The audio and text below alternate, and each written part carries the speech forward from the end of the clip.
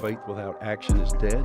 I like actionable stuff. I'm not big into sitting around and talking about, hey, do we see this as the problem? Or let's go fix the problem. Let's be about it, stop talking about it. You know, we all want to be better than what we were. Best version of self, Coach says. We want to be better than the person we were last year, and that's what some of us came here to do, to have a bigger role, have a bigger stage and impact into the game. So I just think that, you know, just staying with it every day, like I said, and yeah, just being consistent as much as possible. I think that helps all of our problems. This is the Inferno Podcast. It's the official podcast of UAB Athletics.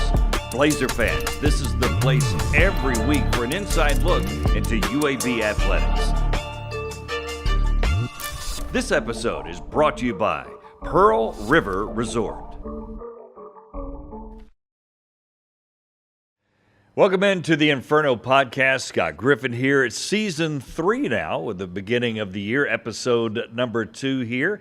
And we've got the rundown for you, as always, brought to you by Legacy Credit Union, the official credit union of UAB Athletics. We are talking hoops today, and some football too, but we're going to definitely talk to Kyeron Lindsay-Martin, who's having a really strong year for the Blazers, 11.6 rebounds. Also, obviously, head coach Andy Kennedy is on board here to talk about the beginning of the conference season. Got some new staff members starting to trickle in on the football team. We'll mention those names, and one of them is very impressive that Alex Mortensen has brought in. Also, the final week of the transfer portal. A lot of activity there, as you can imagine, with some of the success from the football team. And then men's basketball, obviously we'll talk about them. And baseball, softball, baseball starts in a month, if you can believe it, here in the freezing cold, and softball in 3 weeks. So we got a lot of stuff to talk about.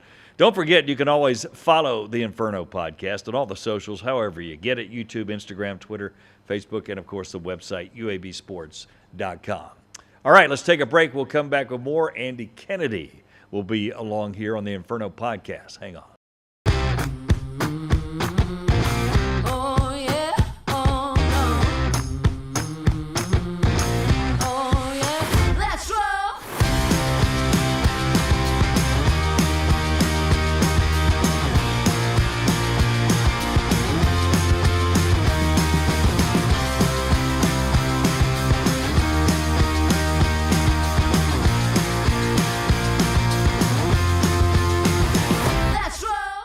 Welcome back to the Inferno Podcast. Scott Griffin here. It's time for Coach's Corner, brought to you by Pepsi and Viva Health. As always, during basketball season, we like to get on Andy Kennedy, the head men's basketball coach. What's happening? What's up, bro? You good? Yeah, I'm good I'm as fine. you can be? Yeah, man. Just another day. How chaotic is it to win 2 road games after 2 home losses? That's crazy. Yeah, it's good. It's unusual. Usually you're better at home than you are on the road. This team's had some success on the road. We've dropped 2 road games, 2 true road games. But in league play, man, we've been real competitive.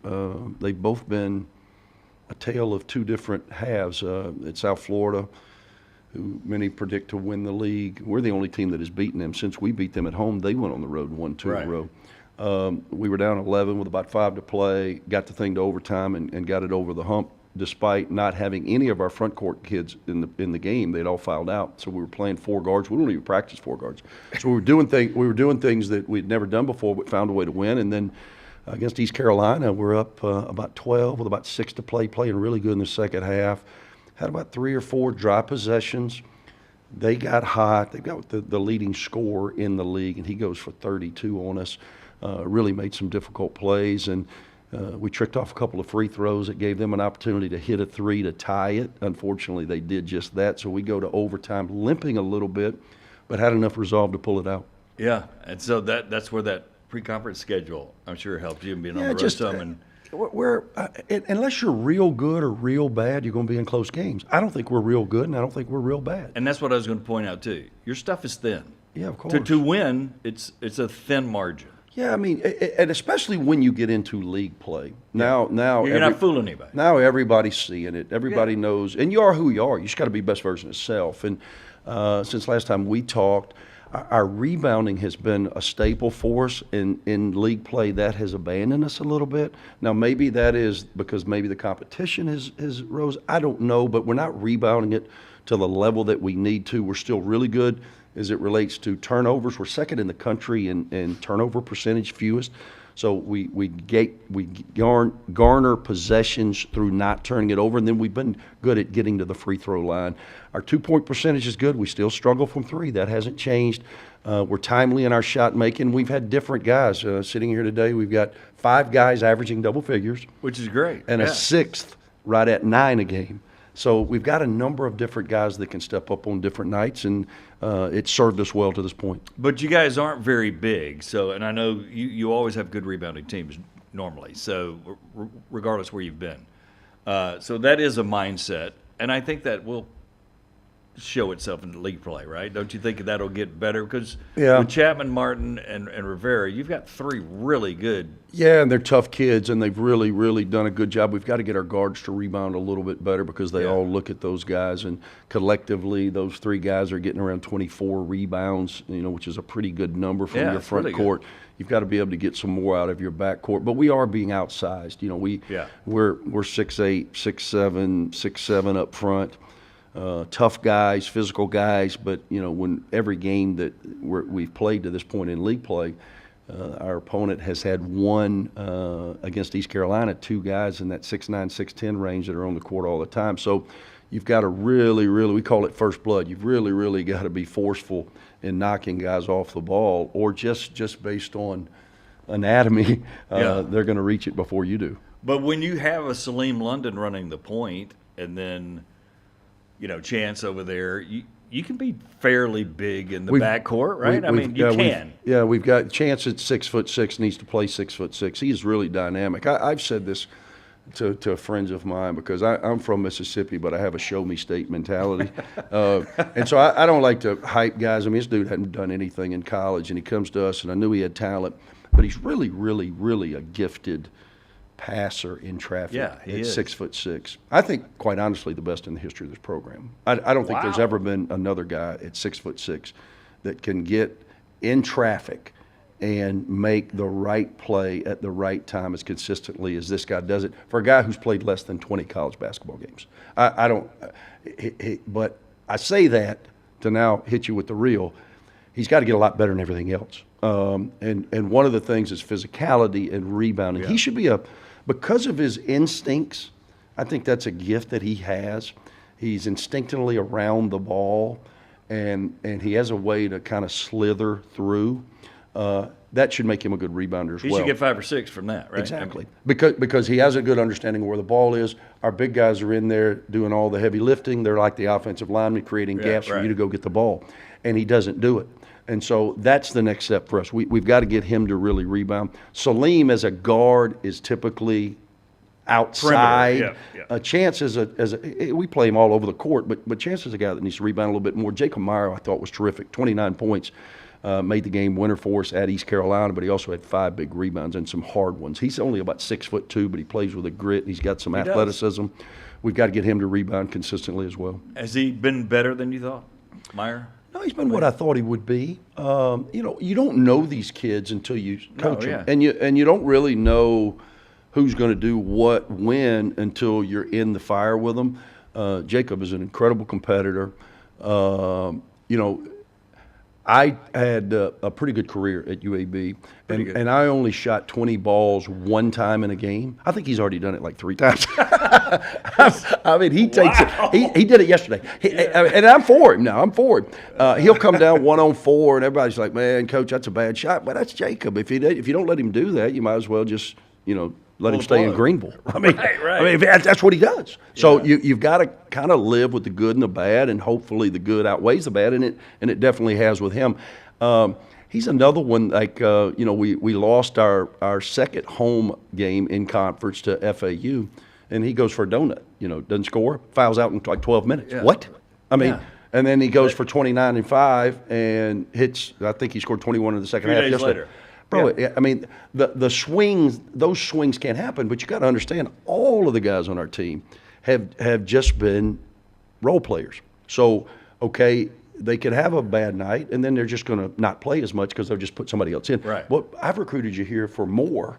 You wanted more. That's why you're here. That's why I brought you here. The level of consistency, I think, is the next step for us. And if we can somehow figure that part out, I think you'll see more consistent results. Not to do the prediction Nostradamus thing, but what do you think right now? I know it could change, but what do you think the ceiling of this team is? Is it still a third or fourth finish in the league? And, compete? The goal is, the conference tournament this year is bizarre. I've never been a part of anything like it. There's 13 league teams, which obviously puts you on an odd number. The athletic directors, the powers that be, decided, because we host the men's and women's tournament at the same site during the same period. So there's some TV windows and opportunities, and they're trying to cut down on some of the days that the tournament is. So they're only bringing in 10 of the 13 teams. So number one, our goal is to make sure we're one of those top 10. At home. Because the tournament's only a couple miles down the road. Right. I mean, we're going to save on travel anyway. I'd like to be able to participate in the tournament. Just a little gas. So we need to finish in the top 10. But the top 2 seeds get buys all the way to the semifinals. Wow. So you only have to win 2 games. That's right.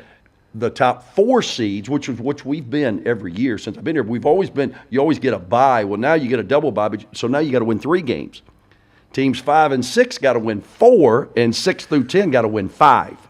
5 and 5. So if you finish 7th or 10th, you got to win 5 games in 5 days. Wow. If you finish in the top 6, it's 4. But our goal is still to be in that top 4, where it's 3 and 3. Yeah. Preferably in the top 2, which is still certainly doable. We've got our next opportunity is against Tulane. I don't know when this will air, but against Tulane on Wednesday night on the road, and they're undefeated. Yeah. Them and Temple are the 2 undefeated teams in league play. We've certainly not helped ourselves by dropping 2 games early, but we still with. But that's going to right itself. It's weird that they were both at home, but that's not normal, like you said. And you kind of equated it in some way by getting the 2 on the road right after. Yeah, the double whammy is this, though. The double whammy is we don't play them again. So we lose both tiebreakers against them. Okay. We play Wichita and FAU only 1 time each. So so when you lose those games, it's like losing 2 games. Okay. It's like losing 2 games. So again, hopefully, if we do what I'm envisioning us doing, then it won't come into play. But it could. And not only do you lose home games, which to me is just – our last 3 years here, we've just not been very good at home, and I don't get it. We weren't good either of Yax's years at home in the non-league or the league, and then this team's already lost 4 games. We've got to do a better job because it's so very difficult to win on the road, and yet here we are winning on the road at a higher rate. We've already picked up 1, 2, 3, 4. We've already picked up 6 road wins, which typically is a good season. No, it is. But because we've lost 4 at home, it's put us in a precarious spot. Obviously, no identifying factor to that the last few years. Hadn't played good, man. And. It's not pregame meal and again, because of the new world that we live in, not to beat that drum, it's just a different world. You don't have guys that are now in their 3rd year protecting Bartow, protecting UAB, comfortable. It's brand new. Yeah. So it doesn't really matter. I mean, they're staying in an apartment or a hotel. It's home road, We just haven't played good enough to win. We were up in our conference opener against Wichita State. We led the thing for 35 minutes. We were up 16 in the second half.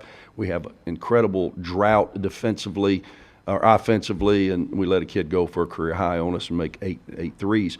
And we lose a 2-possession game. And then against FAU, we dug an early hole. We found a way to come back and take a lead. Again, our offense is killing our defense at times because we have inefficiencies.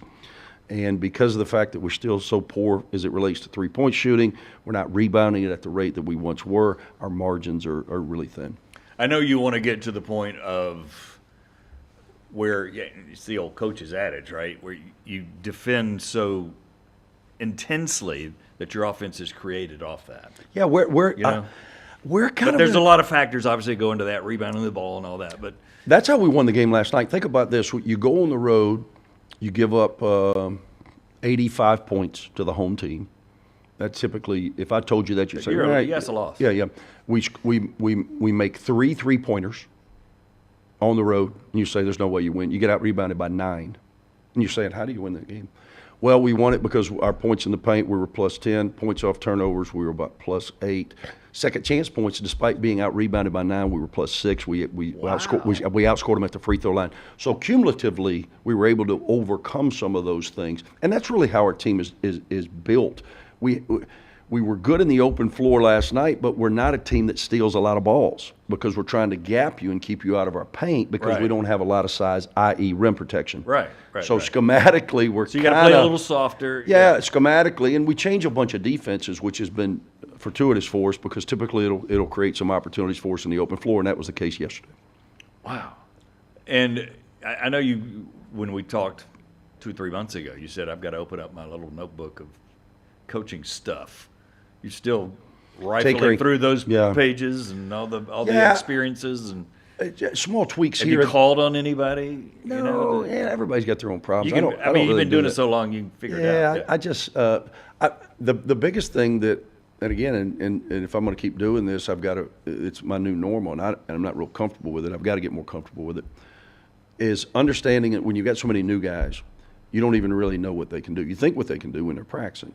Then you put them in games and you say, that's when you got to start tweaking. And now that we're in league play, which is the next chapter, and now we've got about, 17 games under our belt, now I have a better understanding of what position to put the guys in to give them the best chance to be successful. That's my job. And then they got to go out and produce. Yeah. Do you feel – you never feel good, but do you feel – comfortable with this team? I mean, you never feel good. They have some fight, though. You never feel good. You never feel comfortable either. Yeah, but they have some fight, right? Yeah, I like the group. They are competitors. They're workers, and my hope is that with each and every game, they're growing in confidence. What is confidence? Confidence is demonstrated ability. Yes. So Jacob Meyer had never had 29 points in a game before he came to UAB. Well, now he's got 29 points a game. Chance Westry scored more points in a game 2 weeks ago than he'd scored in his whole career prior. So now there's demonstrated ability.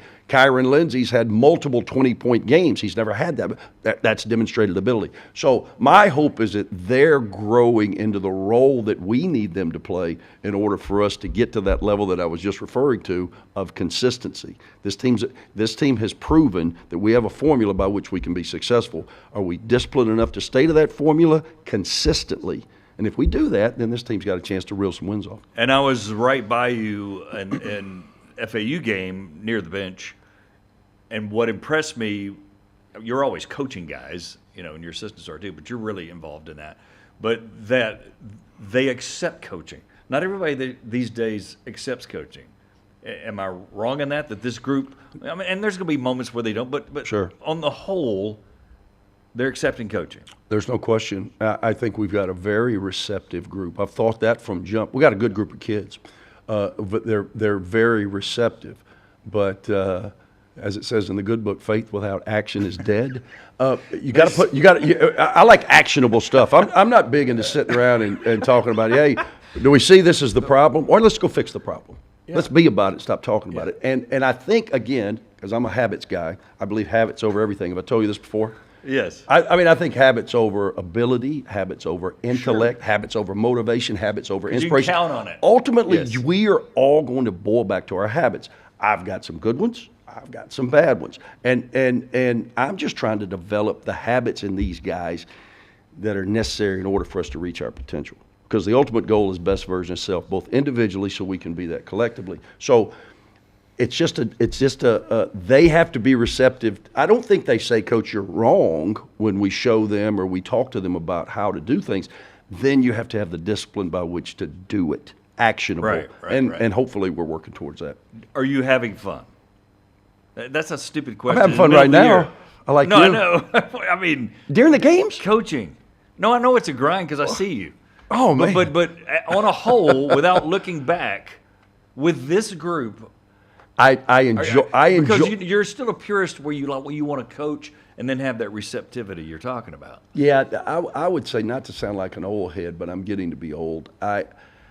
The game has changed. Again, I'm incredibly blessed. 19 years as a head coach, over 30 years in this space. Love it. I don't know what else I would do without it. I enjoy the preparation. I enjoy the challenges that the games bring. I do miss the fact that you can't have a guy for 3 or 4 years. Maybe you can. Maybe this group I can. I don't know. But I'd like to be able to keep them a few years to see the growth. Well, just to see the growth. You know, right now I feel like I'm almost shortchanging my approach because I'm looking at it in an 8-month sphere, short windows, as right? opposed to over time development, because that's just the name of the game. We know we have a handful of seniors on this team that are not going to be back, and we've got to maximize this group as they are. All right, so let me ask you this: what keeps you in it? You don't have to do this.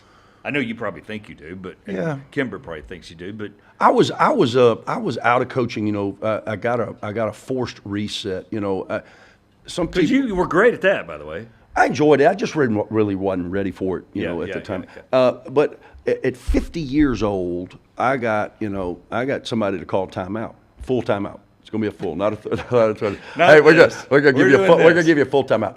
And man, I certainly didn't plan for it to work that way, but boy, it was so valuable for me. But then, because then I started looking at, I'd never been to Costco. Costco's cool. You ever been? Of course I have. I'd never been to Costco. I'd never been to Costco, so I was like sitting around. You know, I was doing the TV stuff, but that's only 4 months out of the year. What am I doing the other 8 months? I mean, I was like looking around. I was like going crazy. And you were right. What can I do? And you can only work out so much. Yeah, you get them work out, and then you're. What are we doing today? Well, you're going to Costco. I'm dropping like $700 in Costco, like pickles and acorns. I mean, I don't know. And then I'm thinking, okay, it's 2:00, and I'm thinking, it's got to be happy hour somewhere. So I'm calling on my friends. What are you doing today? They're all at work. Take off, man. I'll meet you. Yeah. You know? So I got to do something. Yeah. I don't know. I like this team, and I know you do too. So we're going to see what happens, but I think I'd like them a lot more if we just make some more shots. We make it so. If you made a few threes, you'd like them a lot. Oh man, I would. I have never seen anything like that though. Like FAU, you have 7, which was I thought pretty good number for you. Yeah. They have 9. Yeah. And difference in the game is what, 5? Yeah, 5-point game. We just really struggled in that regard, and I know that. And I know you got shooters. I need some makers. Now you're stealing Web's line. We got a lot of shooters. We don't have many makers. We need some makers, man. Is it different in practice? Some days it's not. That's what I mean, because it seems like I keep waiting on this breakout. Yeah, me too. 11 made threes, and then we're playing Tulane again in our next outing, and they're a team that plays. You know, Ron Hunter, who was at IUPUI and then he was at Georgia State. And he plays this matchup zone, so they're going to force you to make some shots. Amoeba, yeah, weird it's kind zone. And they kind of match. And the last time we played a team that played it, they're both a little different. Richie Riley does it at South Alabama. His is a little more conventional than Ron's. Right. And I think we made 11 or 12 threes. So maybe we can shoot some in. All right. Good luck. We got Tulane coming up. Tulane, and then we've got 2 big home games. Tulsa, who's probably been the surprise of the league. They started off great, man. Eric Conkle, who was at Louisiana Tech, you know, back when we were in the old CUSA, and we had many battles. I think he's really a good coach, and this year's he's got his best team. They've since lost 2 in a row in the league play. It's difficult, but a really good team that's going to be challenging. Right at the top of our league, we got them at home following up after Tulane, and then we got South Florida again. Bam, bam. Need that one. And that would be huge because we got them once. If you get them twice, now all of a sudden tiebreakers. That kind of makes up for the other one, no right? doubt, no doubt. So 2 big home games. All right. Good luck. All right, thanks, man. Andy Kennedy on the Coach's Corner. We'll take a break here on the Inferno Podcast. Hang on.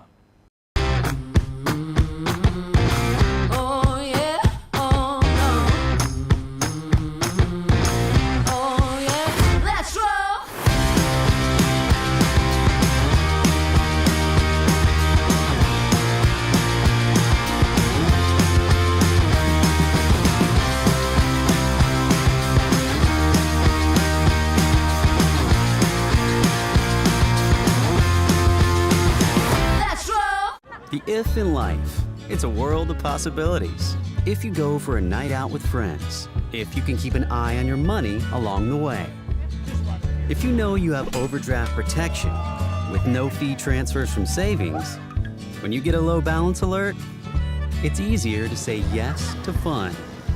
If that sounds good, try Regions Life Banking. Stay ready for the if in life. Regions Bank embrace the if in life.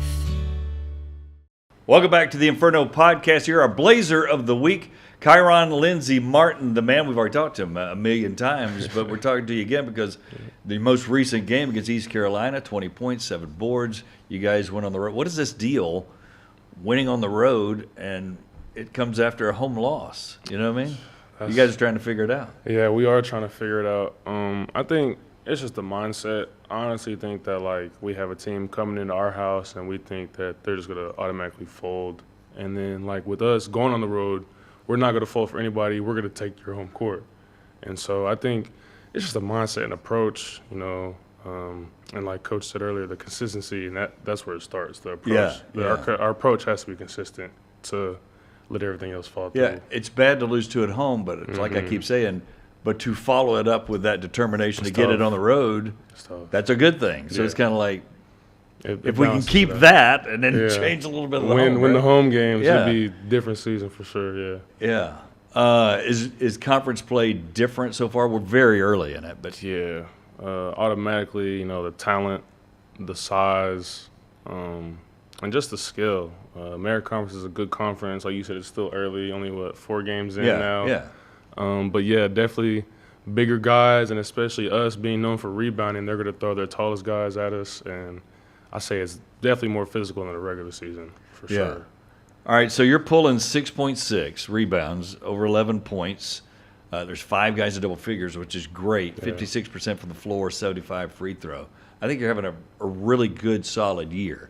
So tell me what you feel like you're doing well, and then I'm going to ask you what's nagging at you that you got to work on and improve on. I think my focus has always been the next play. You know, bad game, good game. You know, keep doing what you've been doing every day. Like I said earlier, approach. I think my approach from these past couple of years has been different this year. I think I've matured a lot mentally and physically. And then just knowing what I got to do every day and why I came here and what I came to do. I think that's just what's driving me and keeping my head on straight for these games. Is it cool you got 2 other guys, Rivera, Chapman, and you're not all the same player by any stretch, but you all rebound very similarly. Yeah. Is it a competition? Is it cool? I know your teammates, but you guys are pulling 24 in totality, which is fantastic. Yeah. I mean, you know, any basketball player, you're going to compete internally with the guy next to you, teammate or not, even if it's the smallest thing. But, like, you know, we build off each other. Say one guy has 5 rebounds, another guy is short on a couple rebounds. We pick him up, or we like pick him up, talk to him, or we pick the job up physically. We'll, like, grab more rebounds and be like, come on, you got to go hang with us. But, you know, we stick together, and every game we get to huddle up, 3-headed snake, like, yo, we got to crash these boards. We got to create opportunities. So, you know, it's a competition, but within itself, within the game. But then, you know, we just keep the competition, like, boost each other, make each other better. Yeah. Well, it's working for that. Sure. But every game, as Andy pointed out, you got to get guards help and everything. But you guys have been right there with 24 a game. So, again, we're early, but we are midway through the season, right? We're early in conference play. What do you think? Okay, I've got to improve this, and it could be mental, it could be a physical thing, or a skill, or something. What do you got to work on? I say it's really all mental for me. I say sometimes, like, my mental will get away with my talent and God-given abilities. Like, I'll overthink some things sometimes, or I'll underthink some things sometimes. So I think just the confidence in myself, and it's just like getting my mentality stronger, not letting anybody deter my confidence, or not letting a mistake topple onto more, you know, the next play. Or being afraid. Yeah. So exactly. Are we talking about during a game or in preparation of a game, or Both. all of it? All of it. Just, you know, from when I wake up to a tip off, or, you know, warm ups, just whenever.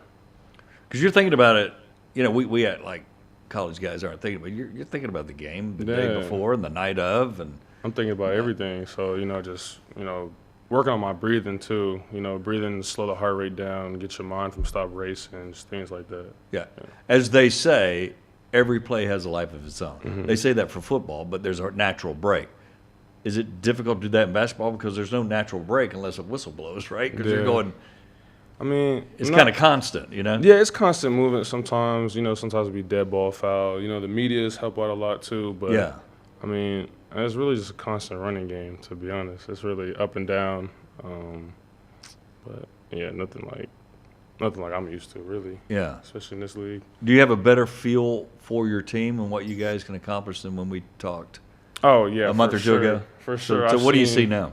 I've seen a lot of bad, and I've seen a lot of really good. And I look at the bad in a positive way, too. It's like, okay, we can build on that. We can work from things that we've seen, like our defensive mistakes or what guys do, like their habits on the floor or off the floor, just like seeing that and like being able to work with them and then involve it in a game, like me and Jacob working off each other or me and Right. Chance working off each other, just like, kind of being on the same page without having to speak is what is really, I see the team and like me especially getting better as we play. And Andy brought up something in our conversation that I hadn't thought about, and he's mentioned it before, but it really struck today, that you guys have all been role players elsewhere. Now you're here, and now 8 or 9 of you are getting the 20, 25 minutes. So you're all kind of main players, you know what I mean? Yeah. And that's got to be, it's a difference. Yeah, and I think it adds some pressure, but good and bad, we all want to be better than what we were. Best version of self, Coach says. We want to be better than the person we were last year, and that's what some of us came here to do, to have a bigger role, have a bigger stage and impact into the game. So I just think that, just staying with it every day, like I said, and just being consistent as much as possible. I think that helps all of our problems. I know you hadn't seen everybody, but in the 4 you've seen, you still feel good about finishing that top 4. That's always the goal, right? Yeah, Get those double it's buys. still early. We just got, one step at a time, one swing at a time, and just keep figuring out what we got to work on, check the film, and then what we got to improve on. We know we got a lot of stuff to work on, but we still got a lot of time to get better. We know he bleeds green and gold. Yeah. All right, Yeah. so show everybody. You got ink, man. I got me All right, so is dragon tattoo. Does it go up and down, obviously? Yeah, so I kind of stand up. So I'm not gonna, Yeah, and let us zoom in on that with like- the camera. Give it a second. it's like the head of the dragon, but since I'm a graduated Blazer, I decided I'm gonna get a dragon, a Blazer stamped on me. All right, so where did we get that? I got it at Revolution Inc. Like 5 minutes up the street. I think if you just take 5th Street and go straight, you're So gonna run into it. you were bored, or how'd this creation come about?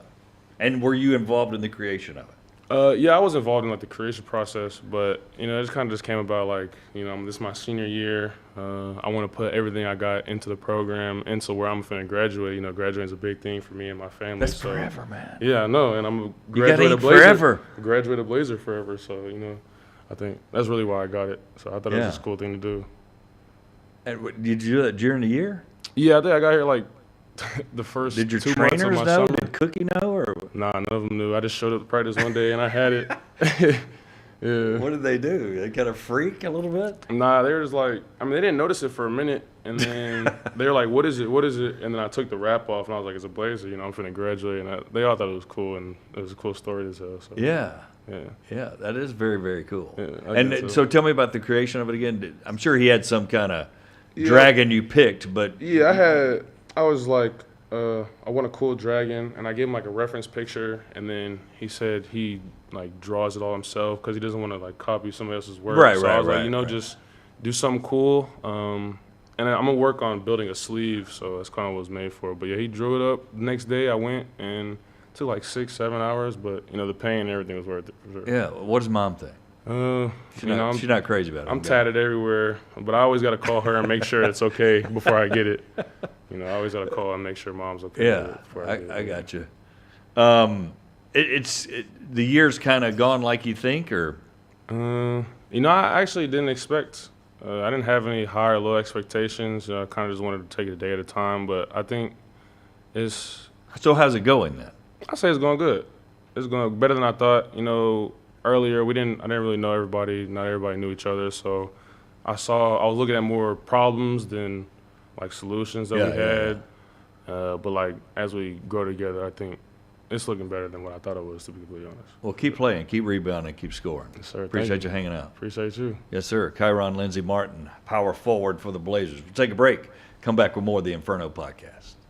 The if in life. It's a world of possibilities. If you go for a night out with friends, if you can keep an eye on your money along the way, if you know you have overdraft protection with no fee transfers from savings, when you get a low balance alert, it's easier to say yes to fun.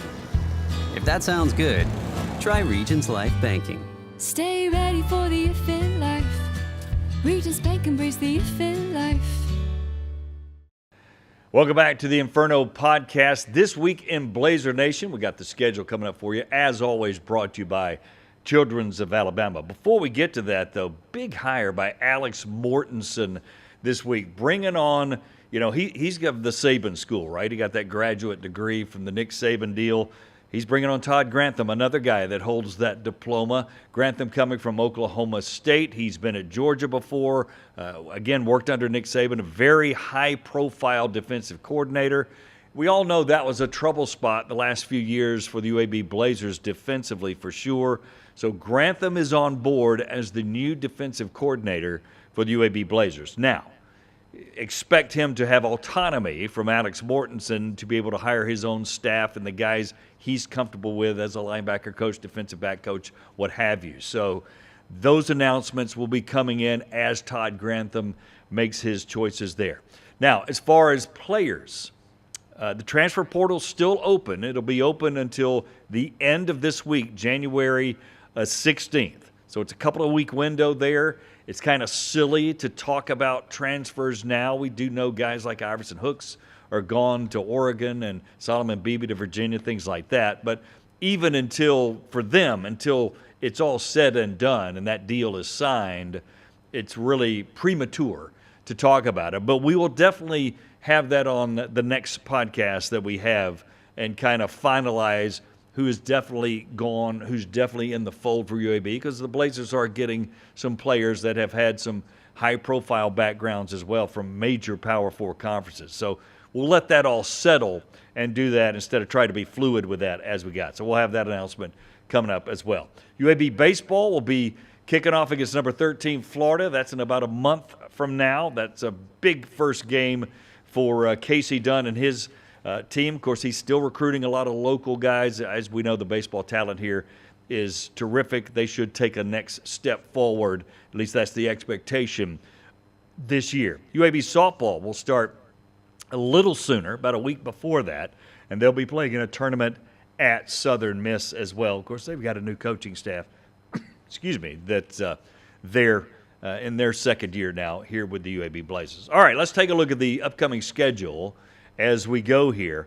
Men's tennis will take on Ole Miss on the 16th. Yes, it is tennis season as well, so in the cold, doesn't matter. They'll put on some sweats and hit the ball out there. Women's track, they'll at least be indoors over on the western part of Birmingham for the Crossplex at the Sanford Invite. That'll also be on the 16th. And women's bowling starting their season with the Northeast Classic 16th through the 18th there. UAB Rifle is at Wofford College, so they'll take a road trip up the coast on the east there.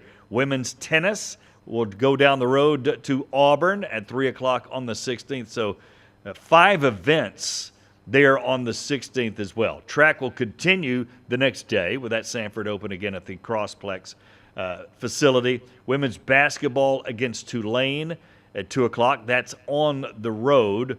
Women's tennis again at Mississippi State at 12 o'clock. Men's basketball, they have a Tulane game, and then they'll have this Tulsa game that's coming up at home. That'll be a big game for UAB. They've started 0-2 at home in conference play. They want to get that one and start this winning streak here at home, hopefully against Tulsa, a much improved team in the American Conference. That'll be a 2 o'clock tip on that Sunday. So there's a busy week, and we're starting to add more sports, right? The tennis, the bowling, the track, as you could imagine. And again, we'll have baseball and softball coming up on that pretty quickly. So that's our schedule, brought to you again by the Children's of Alabama. Thanks for watching this week's Inferno podcast. Thanks to Kyeron Lindsay-Martin and Andy Kennedy for hanging out with us and the guys that work so hard behind the scenes. Scott Griffith saying so long. We'll see you next time on the Inferno podcast.